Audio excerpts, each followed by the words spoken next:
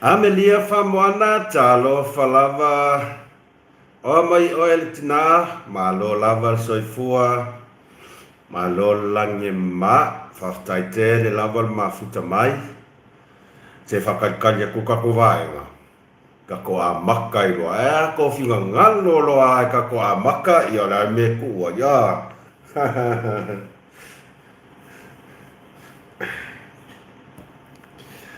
Se isiaki a kukako, CKA, e whawhianga pronounce lo suafa. Arido beard moose. Pia polu maro sa fuaman wia.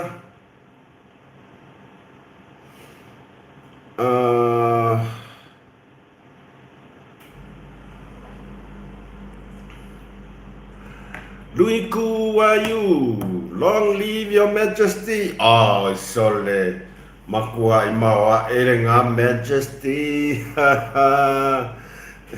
Maro sa fuaman wia.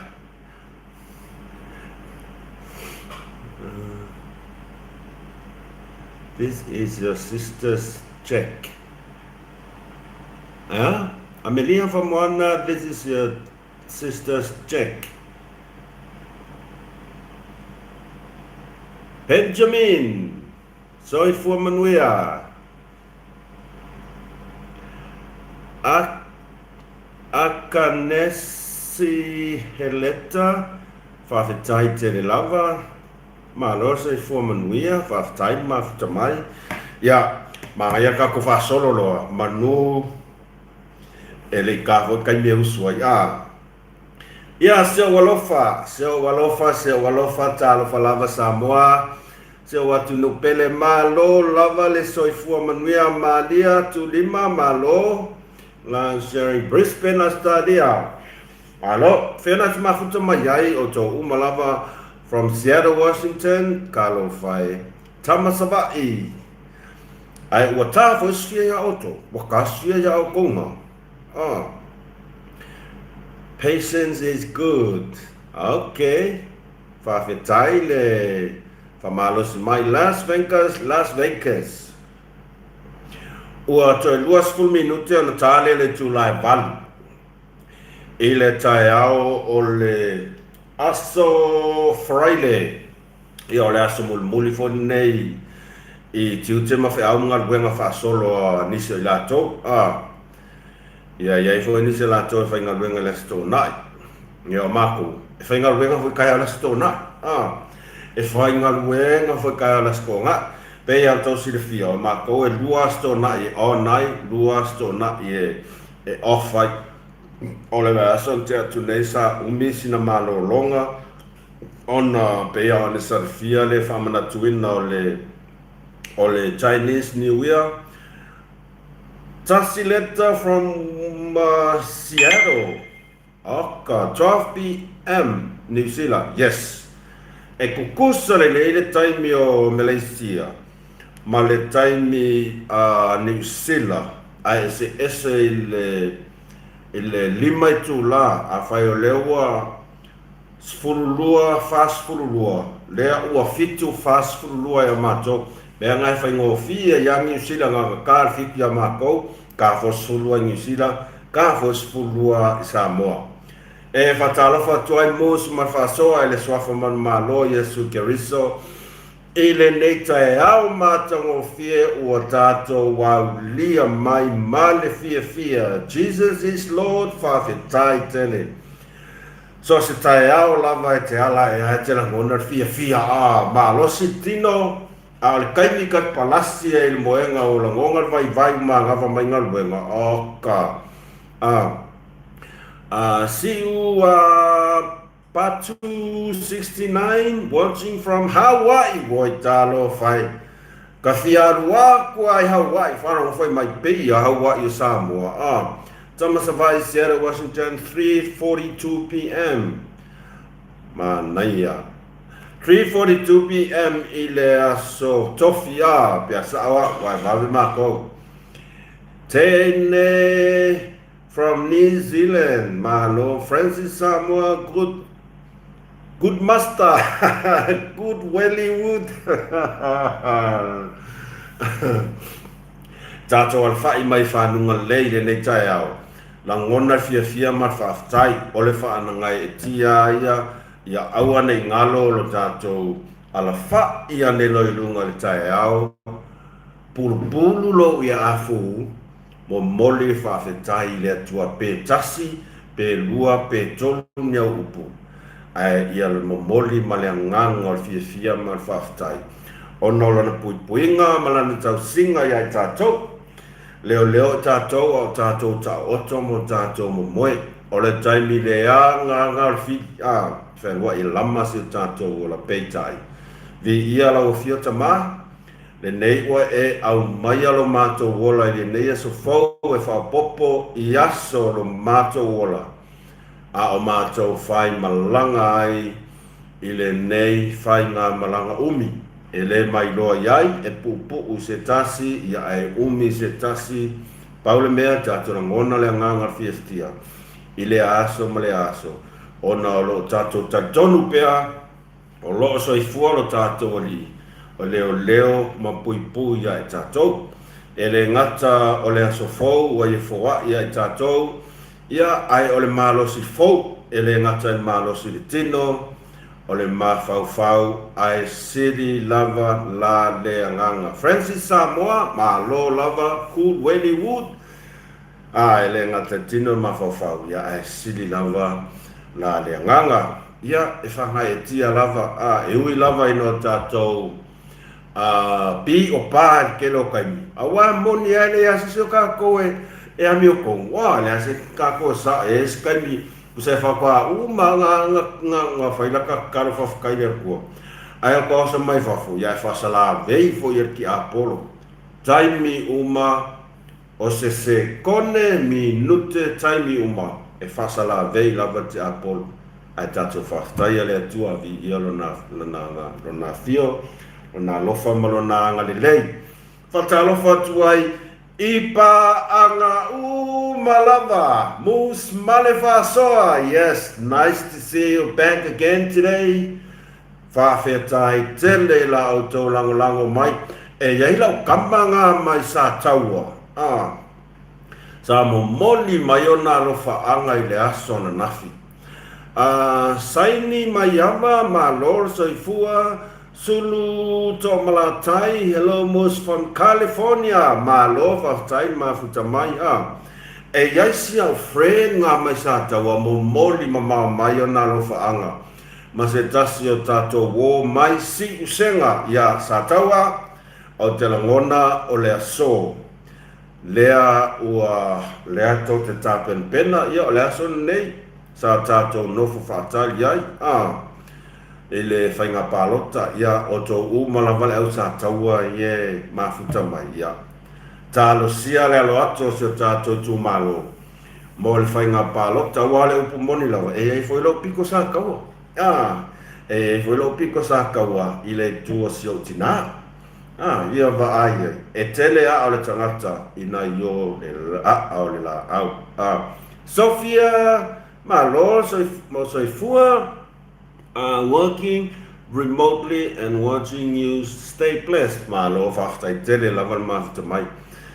Ia, i wō mapanga umalava o Amerika Samoa, ka se koa keli. Ia o New Zealand. So se tawhai fia o New Zealand, o lo e mafuta mai ai, whatalo whātu Moose Malefasoa. Australia, malo. Amerika, Alaska, Hawaii, ia leo mafuta mai tato sui, mai Hawaii. Oi wa ai. O le mea pito silia lea na whaanga e tia i lo ne tangata whatau wā. O le tā ua i o le tātou whasoa. O le mea tono ana e aso pea le aso a korenga o bok ngai misi a kore kako whasoa. Whapea ka lo whai ngai pā anga wōma Moose Malefasoa koi kiki ngei whaava ai a kua a makang solo mulingis. E whamanu lua tua i telo nisi taimi. Al mea nai e se tā ua i te leo o nai tātou a wōma pa anga umalama. E iei taimi whai a kuai kako live e kai mi fai ko ka ko videos ai pe va ko ma ia live e ke va ia ko ke lo kai e kala ngoa ia isi hello le simpa anga ides George Malo happy birthday Bahia Rea California Emoni happy birthday ia momoli atu fa manuianga o lo faanga las fanau Bahia Rea California ia afa pe moni ia whawhetai lea tua i lo nā lofa malona le ia o whapoponi tausanga stele ia le mai loa ia i pe fia tausanga ia a whape moni ia whamanu ia lea tua i lo asa soi fua ia wa aie o whamanu ia ngā mai whawhetai fo i le tua ia o pe o tūlanga na ia tātou wōma tātou pāanga joka whasua ma lor soi fua pulenga ngaluenga talo fai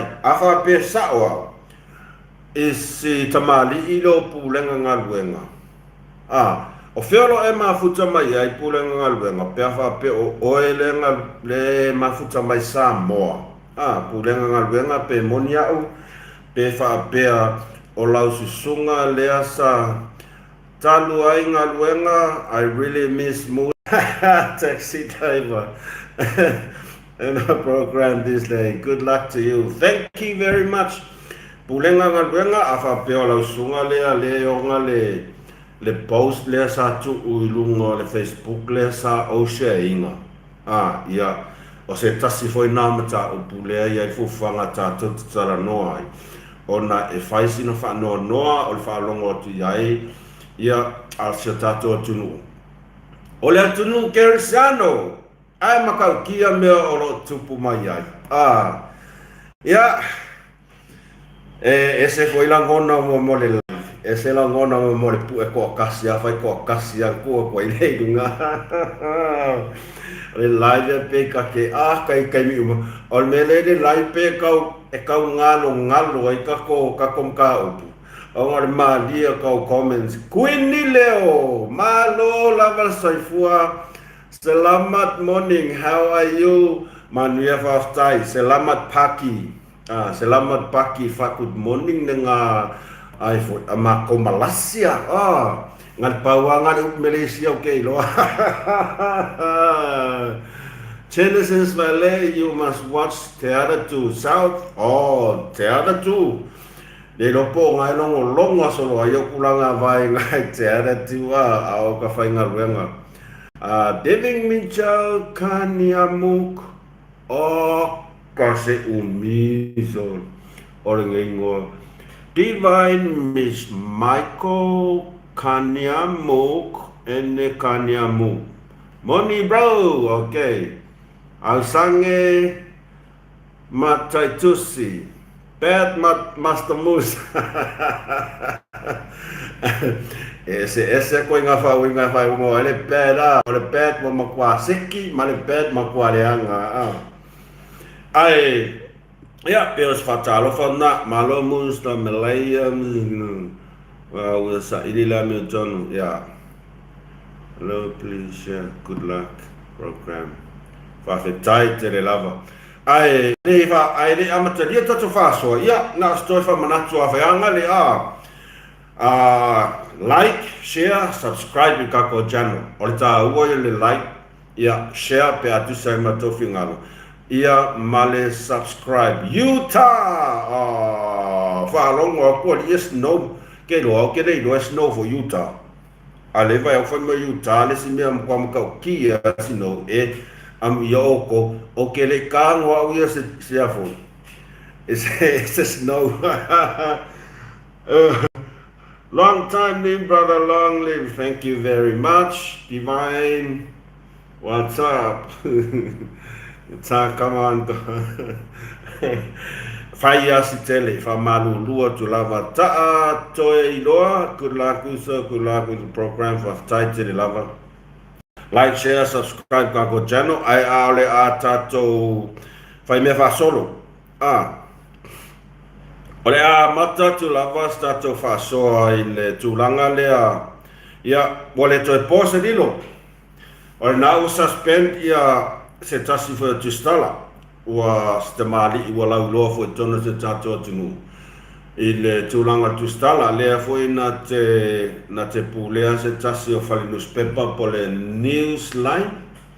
Newsline Samoa ia le ia sitama ia Piesio e po la se tau fina ngalo le whai unga la fianga le palemia ai ia ulava ia ua tala fea unga le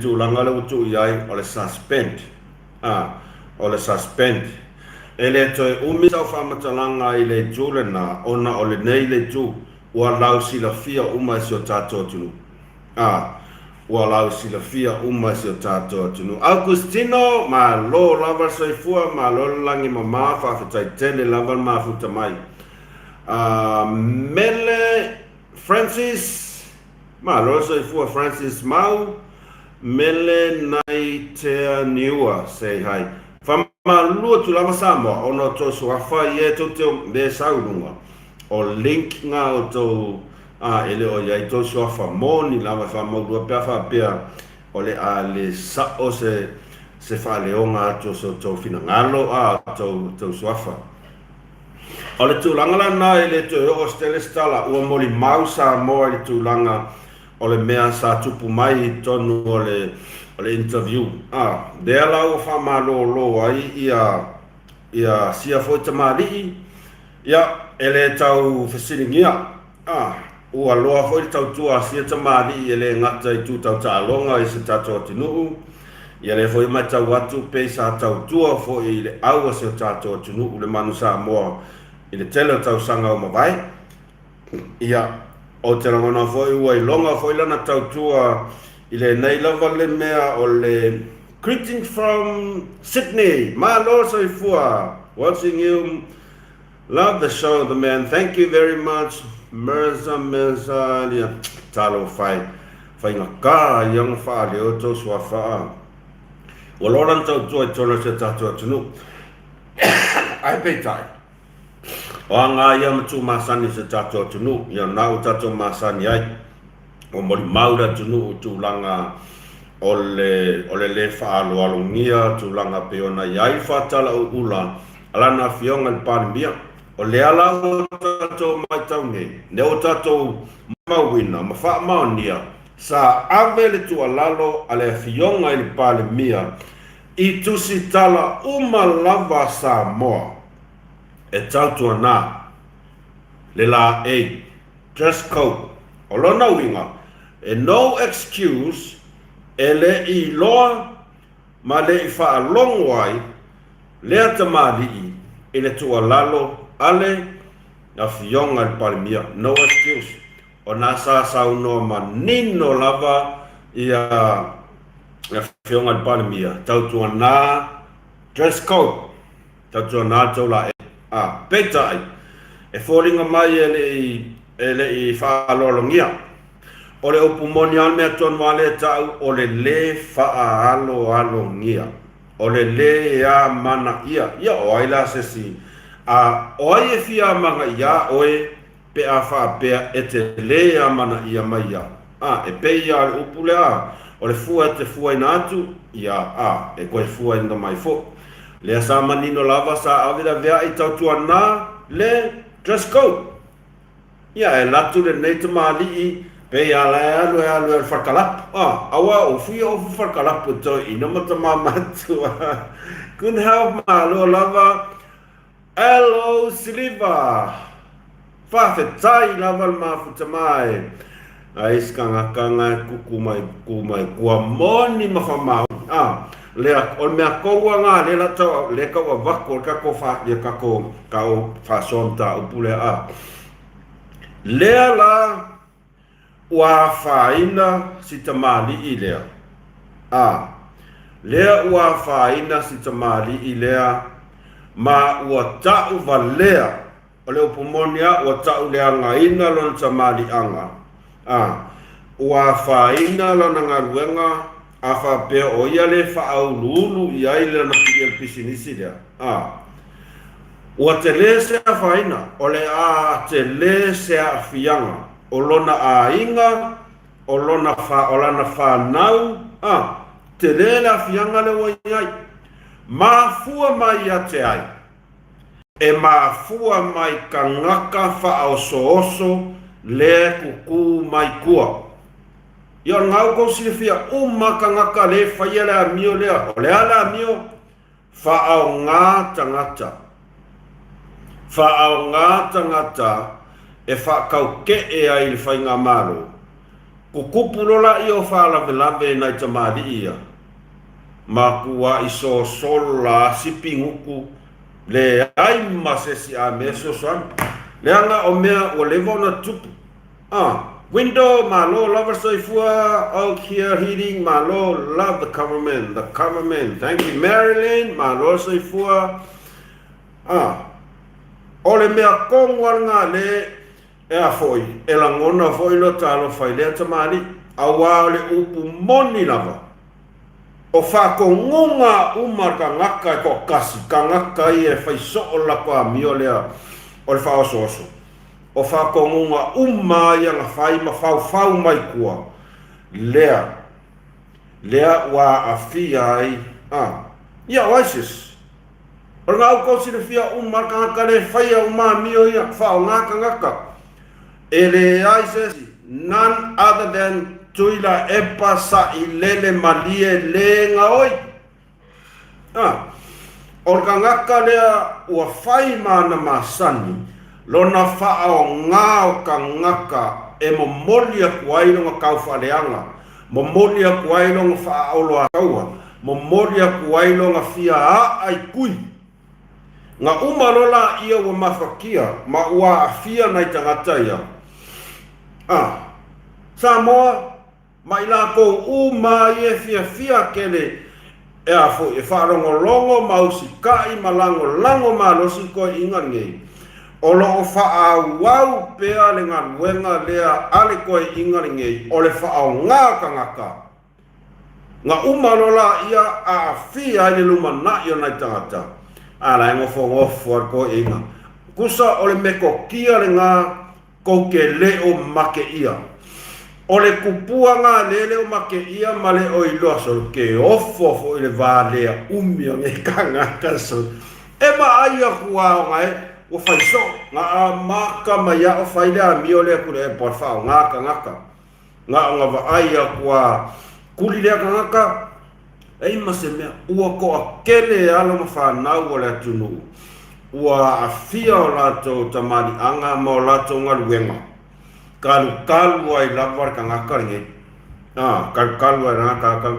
Ele kau whai loa, kua ket lea ua o isia tamari. O le ala le mea leo whai. O la ufe siri la isi tamari ilea. O alu waku la sa ilele. E ku lumar whai ngā malo. E pui oi. Le ai. Le ai. Island Andron malo lava whaftai wha malulu atu le vave le alulu ngotou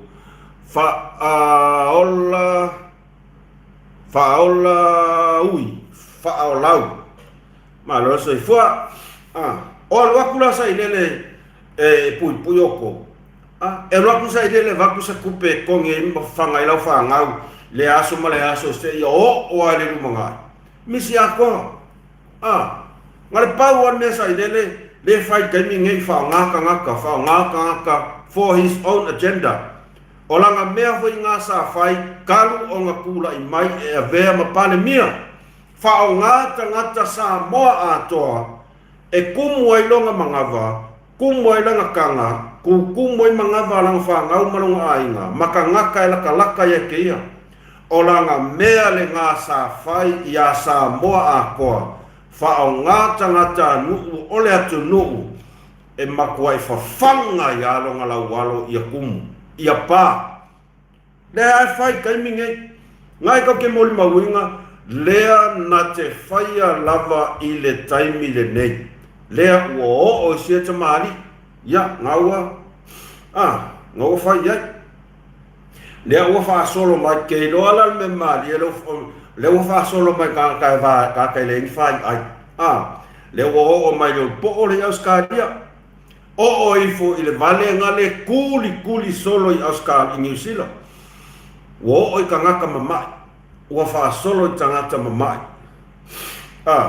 ia whaanga sa i lele mo ia lava ma kangaka ngi o limo kangaka ngi o limo e maka ukia ia talo whai ai o le mea renga whai aku ai se i loa i foi le mea kau ole whaatamala mea kau ole whakamana ia ngana le anan me ngoi ele ngaka ua salalau le lalolangi ako ua salalau lalolangi ako na moli mau mai ai le whaasoa le tō whāle vai malai na ia whaitau ina ai le tūlau o Facebook a le sentoa le sambalanga ki Australia soli ua salalau ia ele o ka ua i lava se ingoa o kuila epa sa i lele maliere ngoi. He must have said that he was Manusabu and asked the minister probing question. Ele o ka ua i lava ia kuila epa mali mongi fongkoi.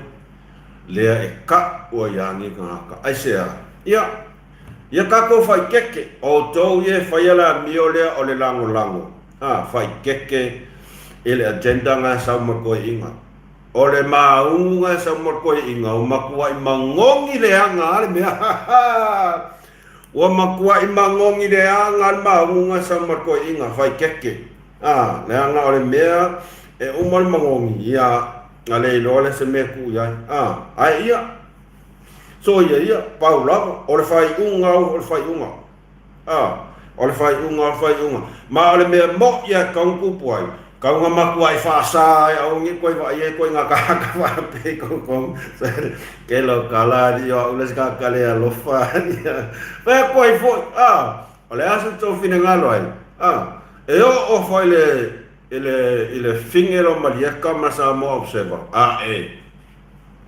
o le bang kau nga kalu al whaasa moku roa fai unga kongi fai pui ngai loa ila ia tau te le toi fo i te le tua i mata upu o umona tātou whaasoa li piki ki ngai fo i ka ringa whaongo e pei wā lai ono o mana o e toi fofola tu le mata upu lea ona o le tūlanga leo mai tau e tātou tunu e leo a o ia lava ia foi i me kokia i e whaonga mai e ka akaringe o Marieka. Oi kankangi o kui epa. Ia tātou awa i mo kou uma i rau lango. Ia kou aso. Mei ma kekele ma maurunga kou whailonga. Ai ngā e ko ke wa ai ngai whao ngā o kou e koe inga ai whaia. Ko ur koe inga e whaia e ianga mea. Pamai ngai kou sisira kua. Fia kama mamawhai oi i kau mea singa le tina. The milk of today, but you are full. Also not. Hello, Faolai. Chris Chance, yeah. Oleh si tatum ta aputalo fai ngau kango post aku lungo le Facebook ia se whaanonoanga se tasi o tama se tasi o tama ia maleata whaadi ailo na le fia tele ona o a mionga a tangata o le mea le ka o le ngoi e whai o le ngoi ai o le Laka unga whaanga li o le ako ngoi e ako koe whaleanga ia sa whaadia le fia se tasa tama whai mai o ia makua i o wholava i ka ngaka ngā waku ngoi ia ko ngā la aua si o nā tali o si o nā tali i whato a tau a mata le ia le lati na e masi on tō lua masi ana whanau e whai ngā luenga la si o nā tari ai o taimi umalava e mā nawa atu ai e tau ma whai lava o le a se taimi o le aso e totoe tau mawhai lava sia tari e, ole extra time ngai, e afo i ngā lue ia sia alo fo i se tato atunu, e ngā lue ina lana tongala au, ia pos tongala au aina, ia wase tupe whao popo, e ese mai tupe o lona to tongi, ia wātau atina ina o sia la whanau, sia la a inga fōu, whato atau atia e pētai, e la kuskamai a sile, ia tongala au ia po whato anga siona tali, ua maku ai whakama ia, ngā oi, ele ka ngaka lea lofa, tālo whai, ngā oi, ele ka ngaka lea lofa, mo ia lau kala. Jina malanga soi fua manuia, puna o tala o whai, whawhetai tele, whawhetai mo whamanianga, ma rosa i fua manuia, whawhetai tele lava mafuta mai. O se whanoa na ngā siri lava ia te au, ona, o le mori mau a sieta mā, o se ona tari, e whainga luenga. A mā ngava mai ngā luenga, e le malolo, a mā ngava mai po le whā, o lona winga, o le 5, 6, ia pe o lava le fitu. E ngā lue se ona tari i lana whatoanga, a wā se tupe wha au popo, e tau atia e aisi a la whana. Ta teo i loa mā lora sai fua manuia. America Samoa, wow, osa mai ka maiki. Maita mo te sai, mā lo, ia, alofa tele atu, ia te oe leuso. O se tangata e ngā lue mā losi, e alofa sian whanau, tau atia e se la ai, ngā peitai, o se tū langa, o te rei loa iai, po o ai tu ai ngā langona, e te o iai, ai e sau, kusa kai kene la wā mai i launga luenga. Ai sau le alua koe, e asi siau pā, e asi siau koanga, ai alua koe suwake ka aka ngā oi mea uma. O ke rei loa, po le ase tu ai ngā langona, e a fōi. E o ia ke oi.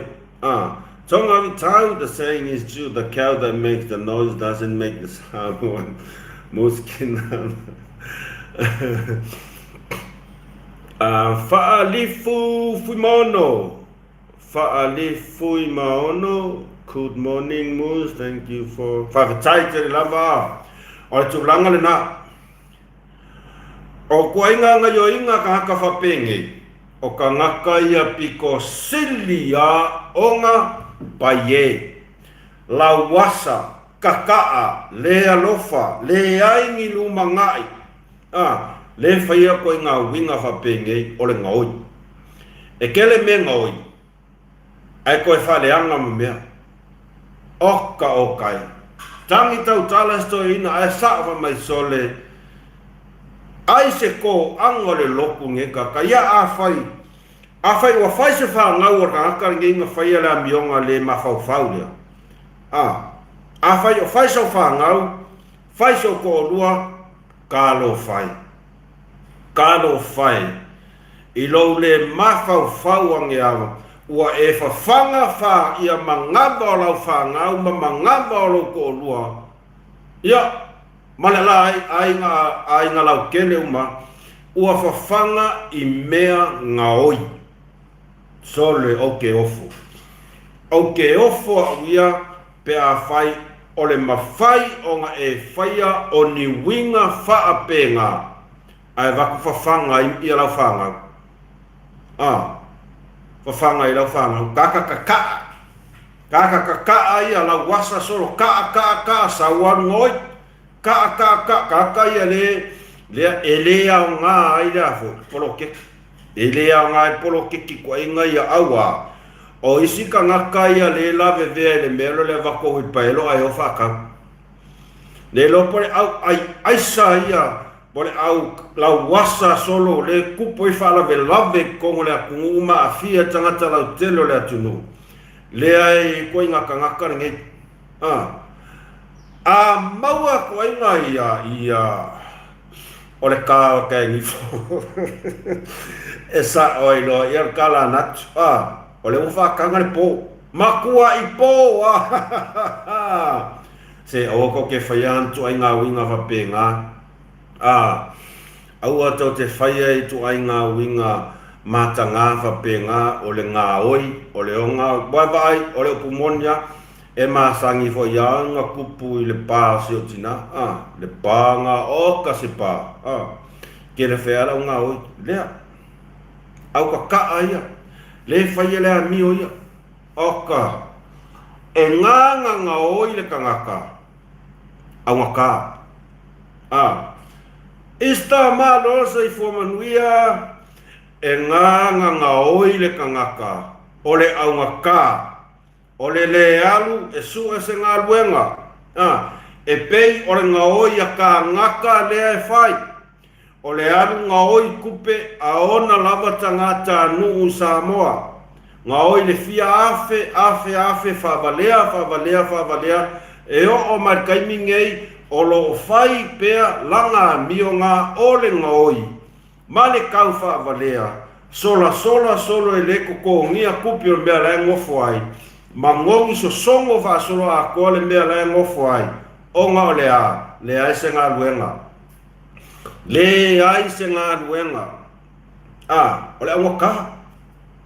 o le aunga ka o soli ia ki ngā inga ka ngā kai usoli kai au o nisi o na i tātou tangata ka i luanga luenga usu tai au sau koe alu le pō ai fia ngi ka kai whainga ia mio o le ngoi yes enjoy ya me free ya e mā ngai ala peanga whapea e aluanga o ngai a le mea le a whapea whai whanga au whaingi a inga whaingi mākua a ia i mākua o se winga whai mare mauti noa ai ngalo ya ke oe le whaia lea mio lea ua maku wa i pupula mai lava maku wa i muking kingi o le peo muking kingi la le susulu mai ole fofonga le tua ya te oi awangi e ma fau pea e sua mane e sua malia ni muku ai ongal mangava lau fa la afia e fua manai whanau taru ai a mionga ne tangata ia talo fai sieta ma siona tali tātou te tau whai langona o malava langona o le alofa o neitu ai ngā ioinga le ma fau whaape nei ia o tangata lava malona taui o le tangata lava malona taui aua nei e whaapea e umanga e aia o mamea ngai kongolo mangavanga e sola whaapea le maua o le ai e maua lava oe e le maua oe i lalo nei a e maua oe whea ia o le nāua e si la fia le lei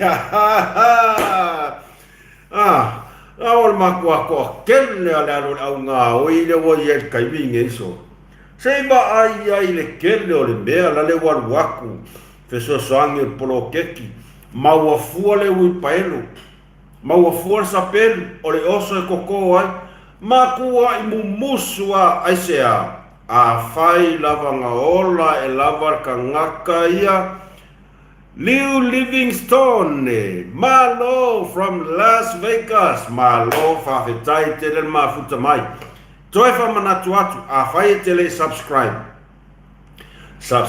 i kako channel ngā le pāwanga stau mea alofa mo si tau au auna a fai lava e ola e angi ka ngaka e ola i mea ngā oi ia au kele i loa pe whawhenga whai ngaku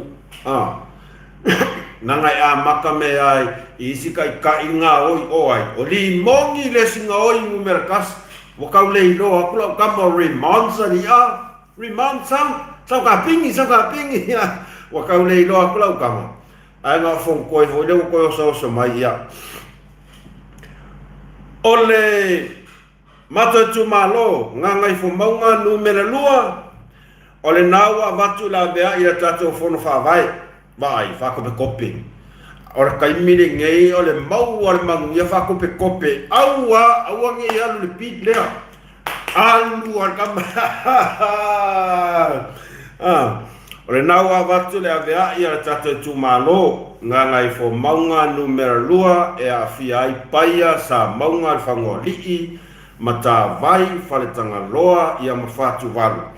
Ia toi fa manatu atu ia ila to umalava na ia tato walo mafanau o lo fa pea ona o tawina ile Universite Samoa.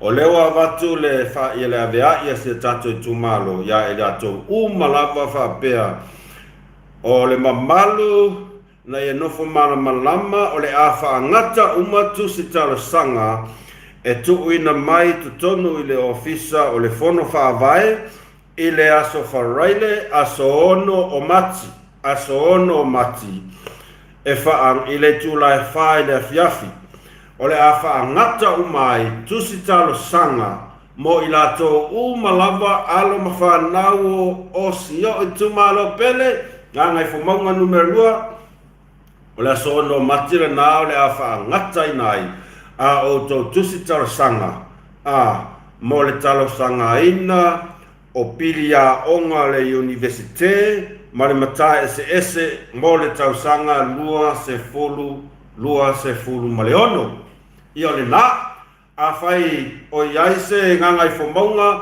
o lo maua ma le tato whaasoa ma o lo whaatasi ma le tato whaasoa e le neitu la o lo ai alala ia tunu mau kai mian ngeo faso kaio ona i tato ainga Samoa faso tai na tato ainga Samoa he ole aso ngo maki awana i misi nei famanu yanga malo ngai fo maunga lua malo lava ia maua perfa maoni fatina ina o tau tiute a wala van manuia o si tato tumalo ia maisi o alu mawhanau o si tato tunu langar ko kele yo ka meki popoko ngai o mai ngare kumalo nga smo ia kele yo ka meki popoko ngai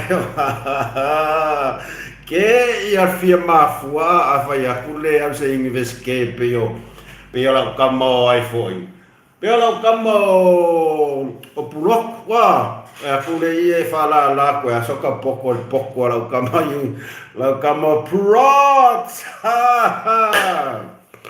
ai ela ngona la fia mar fia fafitai pe a o fai tau o mofo ngafimo anpo o fai kau ile tu lau se mata tu malo ai o maua i loa le fa salonga le e toi fa manatu na tau maloto malo soifua malo le lange mama mai fai ngor ko fong fa vai nei kai e pisi la kama mai nga ingang i vevo vai manga fa malo soifua malo fa tas mai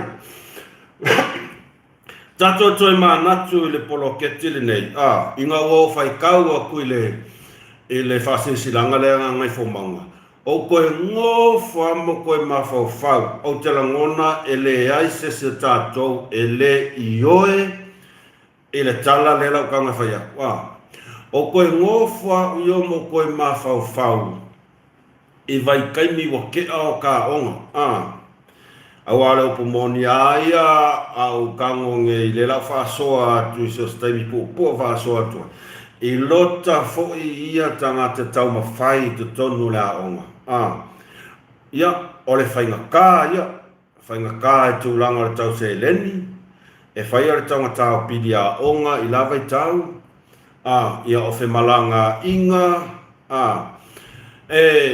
sa tangi lava i lima tau whainga na i tātou matua tangi lava i lima tau whainga na i tātou matua ina ia whaapea eat my fish e se whaia ko inga ingoari eat my fish FFI ma roso i fua vai atu te vale ma lo lava loi mulipola mus welfare this is why we are still waiting for the 4th of Vaimaunga to distribute the money malo Vaimaunga ia o te langona e whapena mai tu malo tato to no foma to ma fau ia so ia ta o nga kolisia I kolisia vai pole o pomonia o le matua o la unga luenga tele le ai fai o le sosoani se o tina I le whainga o langa whale ainga e usu le lua I le vaveao po le tolu le vaveao e fua lava po le alanga mea la a whai le aso a whai o le pangi popo o longa winga e usu foi a u kolu vaveao e valu le popo valu le popo e le usu kai au o meo o lo le popo o meo ko ngaki pankeke oka keke puaa makau kia sava ai tino ia o mata I le whainga tā le tau ma whainga o onga ia anai ai anai uso nai tua whawhine oka se whainga kā o te manatua le tausanga e iwa lima nga oula vea I ta alonga onga a tōre tausanga ko I le whare mai te a mai umata o tonga sauwele ko arsa I le a onga ia ola o mea nga sa whaikaya o le usu o le primary school e whasanga I kongu ala man mako whale mako primary school ku aisa ia e whasanga I kongu ala man mako whale o I ngala ke ngofo I lara le ulu ma le kingi pusa pāngi keke ke ngofo kongu le ulunga ngai I luma kongu le kei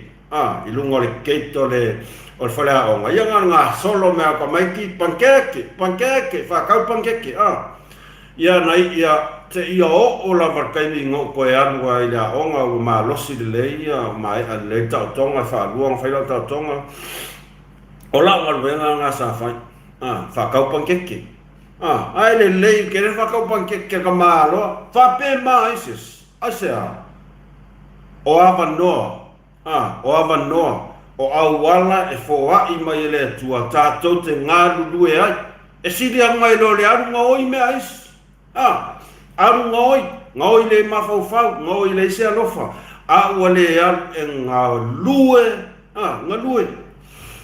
o se tu langa pito sili ona whainga tā iai wanga koe alu la onga koe whaawawa onga o le mea o ngā luenga kele a ngai whai o le upu moni lava o tele pipena o la o ngā luenga kele ngai whai o le ala e le vaveao fisosoani se o tina a whapeo se pangi popo e valu le popo o la o ngā luenga ngā e valu le popo o le kai me le leia ngai le moe kai wharongo e fua ua pa ke kosi o ki ngā e mampea a e sori o le leia li le moe e li se o lea i ala sosoani e tu ua atu la ta onga makua I moe ngā pepe ma ia setina le lavan malolo ia tūlanga hapena sa tatou whiola mai ia o le mea langa e whai o le mea fia I whapea karusia e la koe ma spangpopo karusia kula o ngā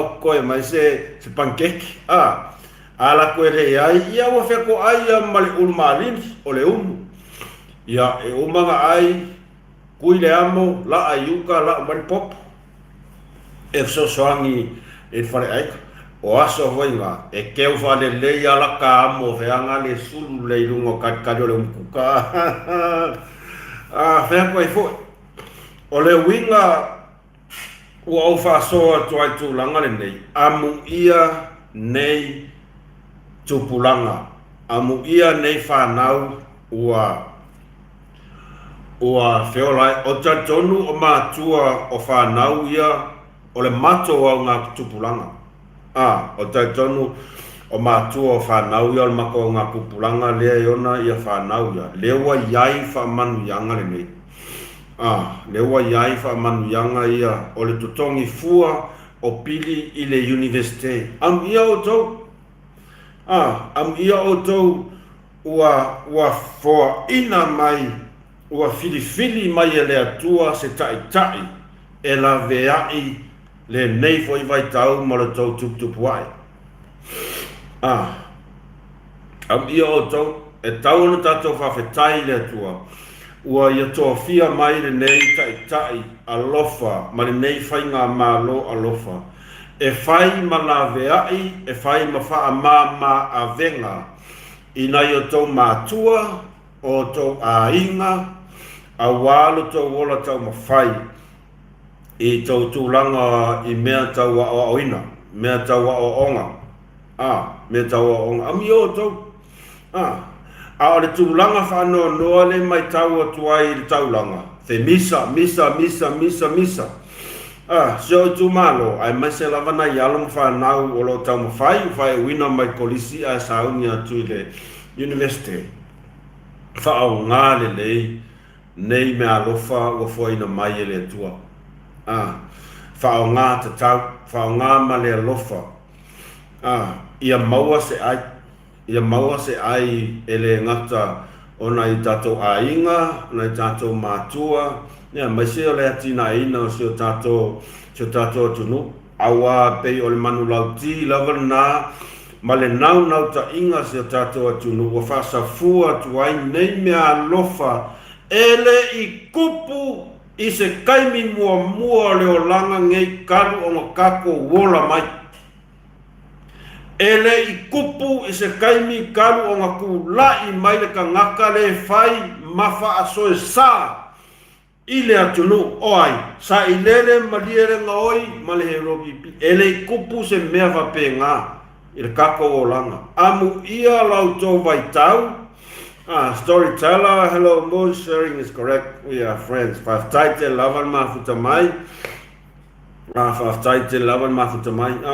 ele tupu is a time more a fai ua tupu ila o tau au ngā tupu langa mara tau vai taimi ia whao ngā le lei whatatau am i o tau maua le nei awa noa tau te watu e universite ia vai le wole alu e whailau whalo ia al mele wale o e whainga o lau wale whailau whalo ia kau kapiri o wale mongo wale fia whailau whalo ia ni so le ale asea ale kaimiringe mau ale wanoa ia whai whaonga martatau ia o tau mana tunatu na ia o tau mātua le tau ti ngā au le nā ua maua le sosoani te le lava le nā au ale sosoani tūlanga le tau a onga sosoani tūlanga le a onga ia whai ia maua se ai ia tau wō i universite ia tau ia iai tau nono ta inga ia maua se ai o le upu moni lava le nā o au makua i o manga o a ke alu le investigate upu moni lava na petai o vaai atu ina i o uso mani o tō whawhine e te le lava le avanoa la iai i lo tūlanga la onga ia sui rola kare ia e ngata le uti tau se leni se o tama se o tina se o tama sa whainga ruenga ina e whanma i unu tō tua ia e moni lava e le lava whaasoa ia wa maka e au walua e ako wa maka ko kere whare au inveske ia sui rola au la wala va sui rola la va au ia whaile si mea ia e whaavanoa le tūlanga i le se leni a watang whainga o a onga ana i o usamani o tō whawhine o le upu moni la wana mea lea se o tato e tū mālo ngā i whamaunga numero tolu sa ngā i ane ai le tai o ai lava le a whamanuia i nā whamanu ianga o pili o university ia o tō matalia matou mafau le lei le tau ti ngā na i o tau mātua e whape ngā whailanga ngai whamaunga o merkot maka ukia le alu ngai whamaunga korula e alu ai aka wa alu se vei wa alu na maka ngā alu se vei whatata noa ma whawhai mai whamaunga o nai ai ngatai tasi o nai o lato tu malo ia malo lava ngā rue o le mea lava lea sa tato nau iai ele mauala ma se file mua ele mau ma se file mu a fai o mauala manoa osol mere fasa makua i fai lava ia uma e pai ingale nei I tu malo uma o te rangona ele o fape na fo inisi o tele tu malo la tu fatino ina fo ninga luenga ma lo lava fai mar fa maoni tatou ein ile nei lima le nei pai inga ia uma e pai inga nge u ka kova aia ni ata au le Tata ilo, yeah, right. Your legal career started because of the weekend and the same plantation that your parents had back then. Yes, yeah. Yeah. Ole tato mtau pumulmuni ya ole na. Lesa o kuinga kuilunga ole Facebook. Ya le video porque lipia kangaka ngei o kangaka. O au yala ka sao. Wa ule loa poangi e sa lu po manatu lai kusal melo e kangaka kani ngei wa e mea ranga le kusal attention seeker. Wa fale kongul mafofau ma wa e mea nga kusapau alang mele fai. Ole manga o draw kula attention ka pat ele ole melanga ngai lo mafofau ele ya wa yang awa ele ole melanga lo mafofau leanga awange avele mele fan mai kusa o kele fiu wa kulanga le o kele fiu wa le merka ka lo ka le fai langa sia la fai sa o al fai pule o mako kumalo fai sa o ma wa lau wai le mafofau lau le fa valea ma mele le fa nga kwala pu ore muku oso ele mafau se va ai I upu ia wo ia ile ka kala ka o ka ngaka ile fionga ile palmia ma ua ia ile mele pe wa maka nga fa kongu e ka ngaka le fionga le palmia kali mai ole ki fa kali mai se ko ka kongu se ko si kali mai ele ko yesa kale fa ya o ele kanaka ele ko yai langa le wo lo o oe wa fale kongu mele mafofa wa fale kongu mele mafofa ai ola ului le wa bakur kai mininge lo ye sili makanga wenga o leo wa kakau le kai mininge o nga ko kulunga mamingoi ya la ko sanga ngofo ngai ko ke va aia kwa o saule le mafofau ile kai ka yo le ku ai ko sanga ngofo o fa fia fai mai me la le mafofau ya ile kai ka ile ku ai se o ko ele mafaya ka o nga ese male ofisa o fai so ele ngaka le po le mafofau ai ma mo ele po ya me vale fe ke oskaria ole ni la ni sira ai nga ko sanga ngofo ale ai masiko ole mea e o ko aku e ko fainga luenga lango palmia mal fainga malo lango kamali angal palmia por mea nga ko ke aku nga ale fainga me ku ko mangava ole la faisa o kwa upele ko alo la ko va ai ko ale mafofau e fai lea lava le ai masesi o ko kua e lunga belo fa finge lea le mafau le fa finge pupulu welo mangongi le anga lelo mariaka le ai masesi o ko fa se mea nga ko oso mai lunga fa mai ese se justicinga paunga ala ko mele fai se mai le fai mai ya o ngai ko ke fie ya a fai o ko fie ya ole nga ai fōringa mai ko ke le o puipuia le whainga malo e ese kaka ngai ko ke ngā lue ngale mo maua le skolua ngau maua le si leo se va ai le mele aka le va ai akuai o longa uinga e fōringa mai o le iwa se fulu o leo ngai konginga ngā whaafolinga ngā whaafolinga au ar whaia whaafolinga ka ko me o le sila mai fufonga o le akua ngai sila mai fufonga o le akua fai fa maongi aua ko ke aku ngai suengi me fa fanga I manga pa ko fanga ai le fa maongi le fai ngoko ngolwenga Wa leva nga kangi aku le aku ile le mafau la fai le mafau. Ele koe mai moskai me fai skala ya li ya fo. Ya ka ngaka. Awa al mele vai aku ai. O fi wa fai ya. Pe wa ule mai. E pe fo linga mai. Olo oi loa ka ngaka se mea. E pe fo linga mai oi loa ka ngaka ma le upo ole i Australia se mea mai ngai ya o ko ngai Samoa. Wa laia wa ese le levo nga wo o yai.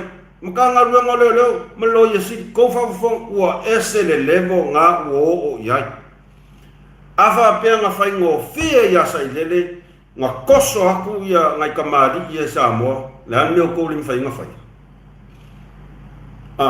Lan no lim fai ko kali maya sesi le nga ua le fai kasi fai lua day by day wa sau le mafau mai ua ese le levo le walo le mafau o le ale levo le walo le mafau wa maka nga fa kong wa kuna fionga palmia kali mai o le ke fa kali sa kan pe yai ni kula fonga fai nga e fa sa ma ko mo kia sa mo sai yai se sau noanga ale fionga palmia e fa sa ai ka ngaka mai fafo o ngā kusamo sai ai e le ai ma se le mafau le ai ma se sau noanga le fionga palmia fa pe wa kapu o ko fa sa o ko ko ya o le mea le o fai ka ngaka le o ka ngaka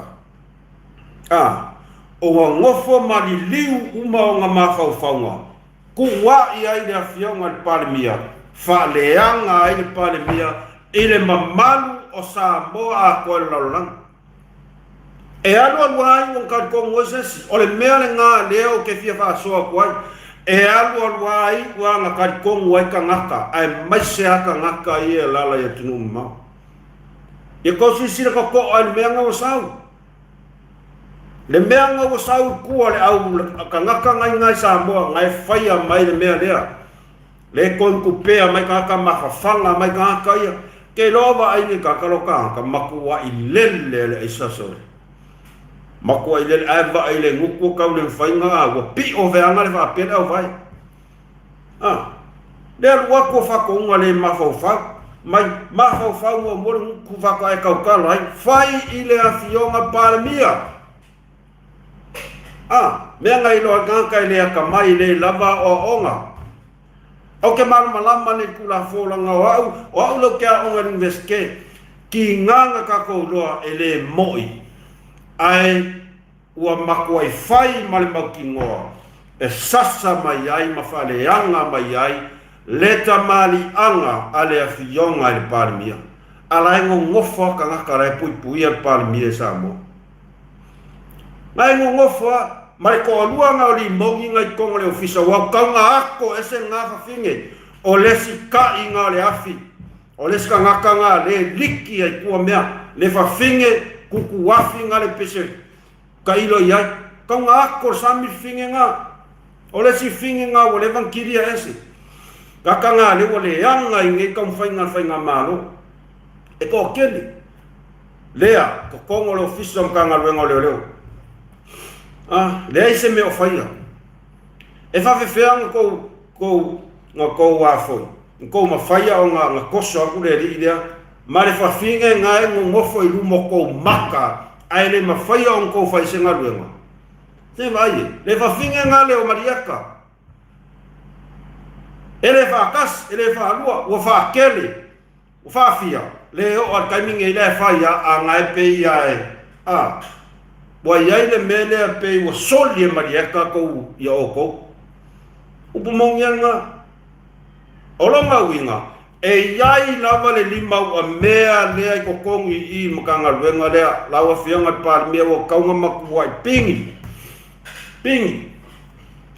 wole lava le aku ngai ko kisila sila le ko va fonga sa ile aku ingei me kukupu aile ai ma se me o faia awa ka so o men ko fai ko wa foi ko fai ngai i me o aisa ai ko ke le fai me ia sila ke le ku wala le vanga ka mo fai unga ka le ia kako saungingi foi la se sile mafau le la wa kusa wa kiri le alu lunga malu lunga le fainga o le mafau o le po o le Australia marka ngaka ia aua nge iai se si o kou pe fa pe ko kaukala i lunga se nguku pe ko se kala ai makua i ku ia mafasi kele lo ngaka ia ngaka lo ngaka nanga ko kele ngaka o makua yo sa o esu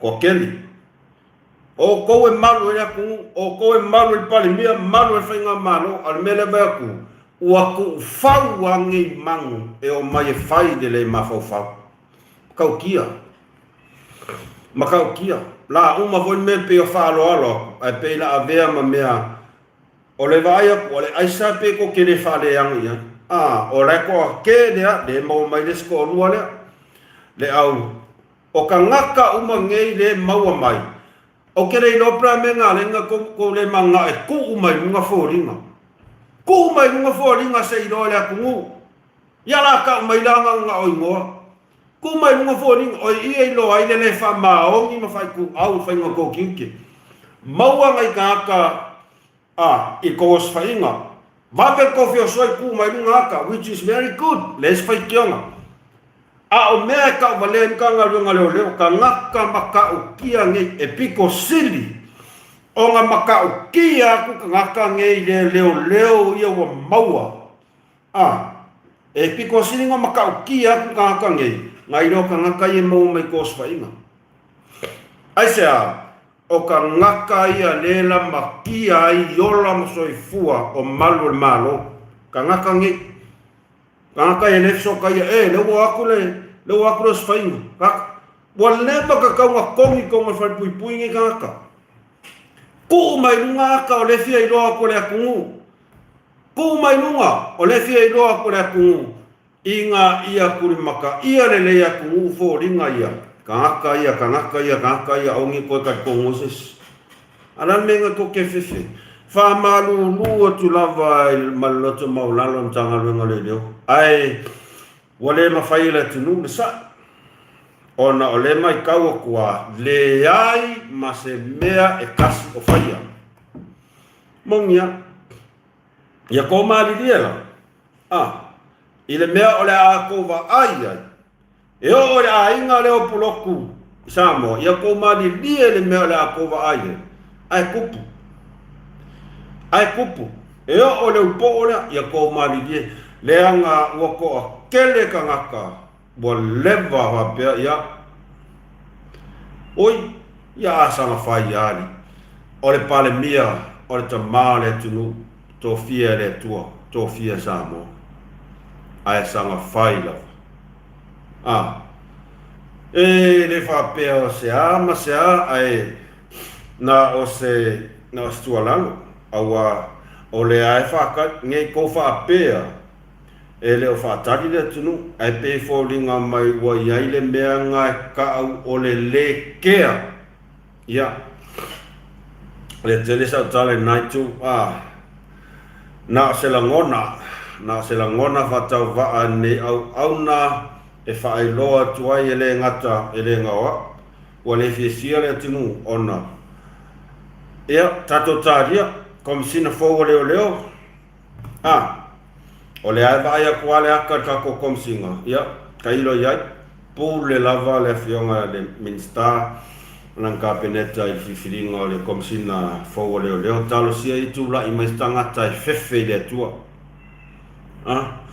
talo sia ia tu la i mai se tanga tai fefe ma mata u le tua ma fai le amiton pa wanga le mea le kalo ai talo sia ia fili mai ele atua lana au auna ia vea makonsina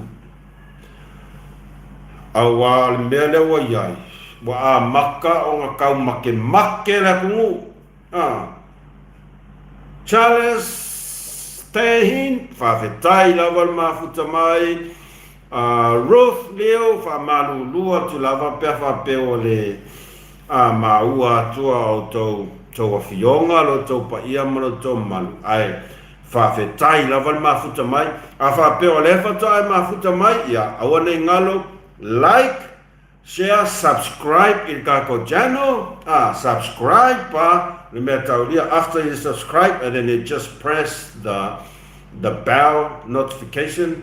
I think it was is at the top left side or wherever subscribe pa kiri makamanga just day pastai. Thank you very much Filippo Numia malo lovers of Fumanwia yasa my fair losa my fair malo lovers of Fumanwia fafetai tere mafuta mai ai o te tanton ya o te wha malulu atu pa ia malu se tātou atinu. Pea wha pea tau te maua mai le nei wha soa se taime o iluma ia mai lātou. Malava o lo tātou mafuta i le nei taime. O te wha malulu atu ila isa o tau wha whafonga mai i se tau mawhainga ia po se ngana fo i wale tau ta maali ila o tau wha whafonga. The trial has been postponed to March 20th. Kako wa ai. Ngā o mea kolo. Kero hao. O awele i mawhai so mawhau se whamasingonga.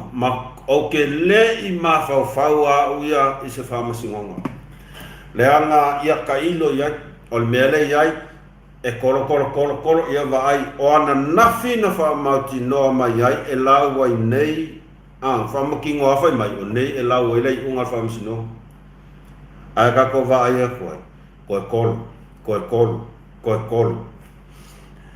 kusa o maku ai le koe mai mau aso kaimi o koe whakarikari ai i whamasingonga e whiua e kami mai i o le whawhingere o kalasa marka maaloa leo si makiva wa leva o kaunga whaiswhai unga kiria ese ka ngaka ngā lewa makua i ka uleanga maka walea i alfa msingonga e re koe whewhe sau kala kaunga kongi ese ngi ka ngaka kongi ese e re koe a ngā koe o mai pe e fia ia ka ilo i zai ai tato whasona e nei vai ngale aso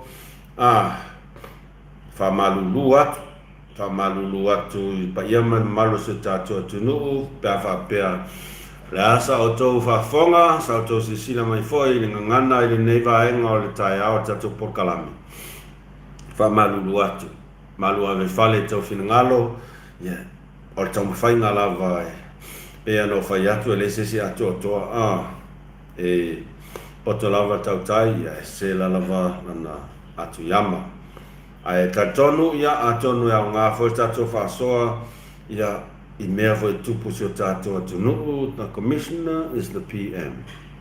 The PM is the only one who trusts the people. The rest is a big question. The rest is a big yes. Yeah. Your name is spelled wrong. I say, so skoinga si pela yo so fasoro a ko va pe langal menor keyboard fo e vave fo ya lima ke kusala vave la sao ai uma e fo se singo ya la faina na me ai o tato fasona fa mania telele atua fo fanga uma la bato ne yaso. Don't forget to like, share, and subscribe to our channel so that we can continue to talk and mix around every day, every morning, whenever. I have time after my war for the time. The family colo made by Charles. Colosia, the colo is holding the AG. Oh my gosh. Ya, lave ka kong sa. Lava tato on sa e. O taime e saune fo inga luenga, leo la tane ipa ya mato. Ya, ta pena fai singa breakfast kusa le waku faso maku wa ika me ala kamade ya.